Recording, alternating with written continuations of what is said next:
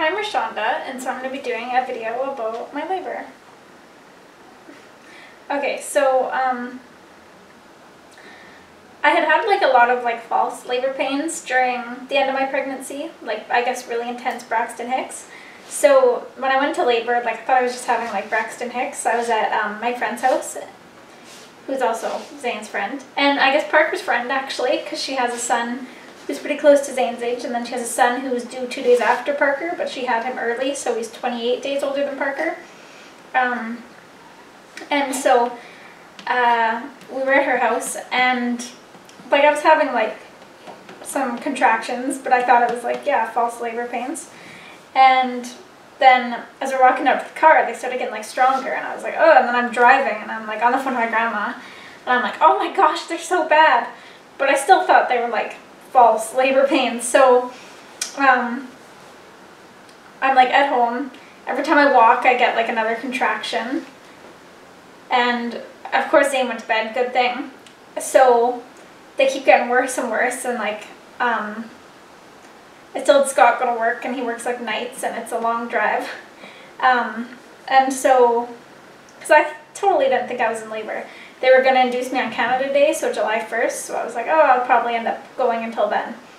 So then by like midnight, probably, just before midnight, they were getting so bad that I called like my grandma, and I was like, yeah, you guys need to come now because this baby's coming. So, which still, it took them a while, but so they came. And I went to the hospital, and I was like 2 to 3 centimeters dilated. So I got like, the midwife gave me the IV that I needed for antibiotics, and I was like starting to walk around a bit, but every time I walked, like my contractions got super close together. So I went back up to the floor and just like sat there. So then I got like a room, and I got like the big room with the bathtub, which was nice, but my contractions were just getting closer and closer together. And then she checked again, and I was like 5 centimeters dilated. Oh, and Scott had gotten there by now because he checked his phone on his break and like rushed over.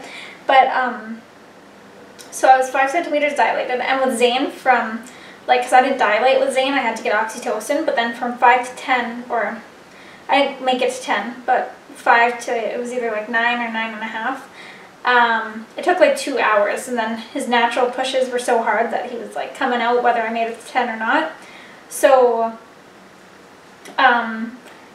they were expecting it to go really fast, because that's pretty fast for like that, to go 5 to that. So then my labor like slowed down, like my contractions slowed down, and I stopped dilating for like 2 hours, so I had to get induced. I had oxytocin again, speed up the labor, and the midwife was like, you may want to consider like some pain meds, because I didn't have anything. She's like, either fentanyl or the epidural, and I was like, ugh, like, first of all, the epidural just creeps me out, and I didn't want anything. Like, I was so determined to just do it naturally. So yeah, then kept going, my labor started speeding up again. And it was the midwife who delivered Zane who was there with me. And she thought for sure she was going to be delivering him, and so did I. But then, yeah, because it slowed down, the midwife who was, she actually wasn't part of the practice, she was just taking over for someone. She came in, and I got induced at 8:30 a.m., and he was here at 10:08. So it was a bit scary towards the end, because they had the OB come in, which I didn't have an OB with Zane come in. And for like a just in case kind of thing, like in case of C-section, or if like there were complications. And then when it was like time to push, I was like in so much pain, like I couldn't even move. And she was like, you need to turn on your side. And I was like, I can't. And she's like, you need to. And his heart rate like started dropping. She's like, you need to turn now. So I like turned then, of course. And then his heart rate was like at 50, which is pretty low. So then I was like freaking out. They're like, you need to push now. So then I was pushing, and I think it only took like 10 to 15 minutes, whereas with Zane took 20 minutes. And then he was here, and he actually cried when he came out, not like Zane, who was just kind of looking around all calm, and then when they were going to pull him away from me, then he started crying. But Parker was crying right away. And yeah, then when they handed him to me, I was looking at him and I'm like, oh, he's a chubby baby. I was like, oh, I wonder how much he weighs. But they didn't weigh him for a couple hours because they really encourage like skin to skin now.